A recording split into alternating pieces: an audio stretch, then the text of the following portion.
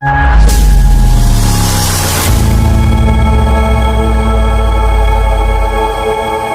باللہ من الشیطان الرجیم، بسم اللہ الرحمن الرحیم۔ آج ہم بانی ایم کیو ایم جناب الطاف حسین صاحب اور چیئرمین تحریک انصاف عمران خان صاحب کی نظریاتی سیاست کا تقابلی جائزہ لیں گے، اور یہ بھی دیکھیں گے کہ ان دونوں رہنماؤں میں وہ کون سی بنیادی چیزیں ہیں کہ جو ان کے سیاسی نظریات کو ایک دوسرے سے متصادم کرتی ہیں۔ بظاہر کرپٹ اور موروثی سیاست کے خلاف علم بلند کرنے والی دونوں جماعتوں میں تضاد کہاں ہے؟ تو ناظرین، بنا مقصد اور بنا نظریے کے وجود میں آنے والی کسی بھی شے کی زندگی زیادہ دیر نہیں ہوا کرتی، بالکل ایسے ہی جیسے برسات میں نکلنے والے مینڈک یا گندگی میں پیدا ہونے والے مچھر کو اپنی مقررہ مدت کے بعد خود بخود اپنے انجام سے دوچار ہونا ہوتا ہے۔ جب اللہ رب العزت نے کائنات کو بنا مقصد کے تخلیق نہیں کیا، انبیاء کرام کو بنا مقصد کے دنیا میں نہیں بھیجا، انسان جسے اشرف المخلوقات کا درجہ دیا، اسے بھی انسانیت کی فلاح و بہبود اور اپنی عبادت کے لیے پیدا کیا، تو پھر یہ کیسے ممکن ہے کہ اس کی دنیا میں کوئی بھی چیز بنا مقصد کے وجود میں آئے اور اسے کامیابی بھی مل جائے؟ بالکل ایسے ہی اس دنیا میں جتنی بھی تحریکیں یا جماعتیں کام کر رہی ہیں، وہ اپنا کوئی مقصد یا مشن لے کر اپنے فالوورز کو اپنے قریب لاتی ہیں گی۔ اگر تو ان کے نظریے میں طاقت ہوتی ہے تو لوگ ان کے قریب آ جاتے ہیں، ورنہ اسی مچھر یا مینڈک کی طرح اپنا وقت پورا کر کے فنا ہو جاتے ہیں۔ یہ تمہید باندھنے کا مقصد عمران خان صاحب کی مقبولیت اور فالوئنگ کو جانچنا ہے، اور اس کے لیے ہم دونوں جماعتوں کا تقابلی جائزہ پیش کریں گے، ایک ایم کیو ایم اور اس کے بانی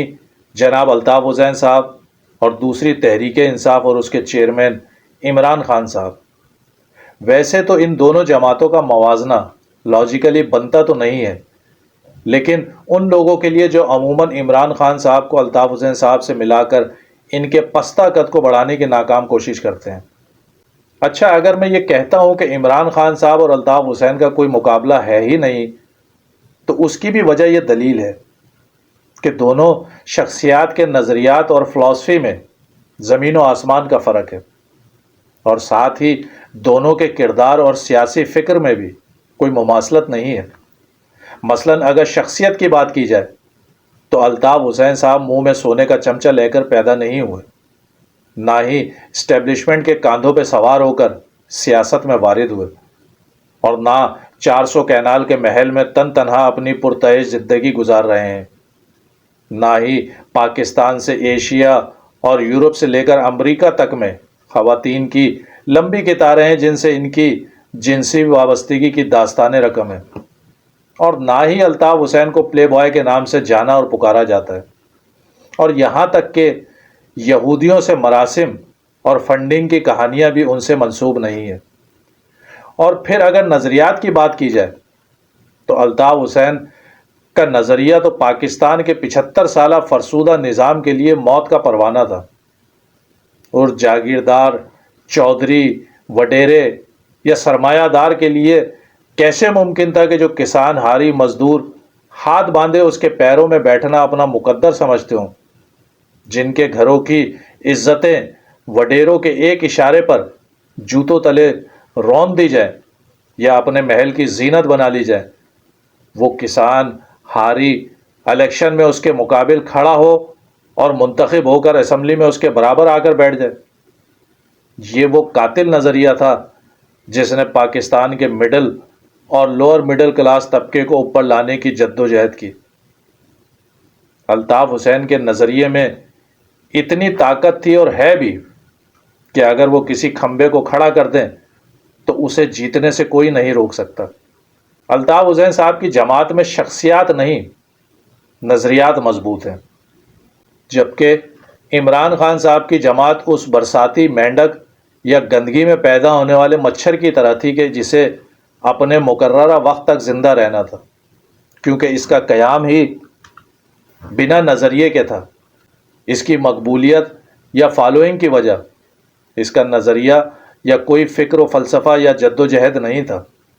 بلکہ صرف اور صرف ہیروئزم تھا. جبھی عمران خان صاحب کی فالوئنگ میں اکثریت خواتین کی تھی، جنہوں نے اپنے گھر کے مردوں کو بھی اس اندھے نظریے کو فالو کرنے پر مجبور کیا. مثال ہمارے سامنے ساس اور بیٹی کی صورت میں موجود ہے، جس کے لیے ابھی کمیشن بھی تشکیل دیا گیا ہے. عمران خان صاحب کے جنہیں کامیاب کرانے کے لیے پاکستان کی تمام جماعتوں کے الیکٹیبل کو ان کی جماعت میں شامل کرانا پڑا. اگر خان صاحب کا نظریہ اتنا مضبوط ہوتا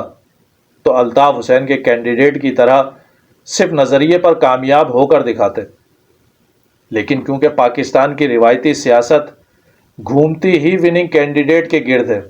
لہٰذا اس روایتی سیاست کو چیلنج صرف الطاف حسین صاحب ہی نے کیا ہے. آج عمران خان صاحب کا ساتھ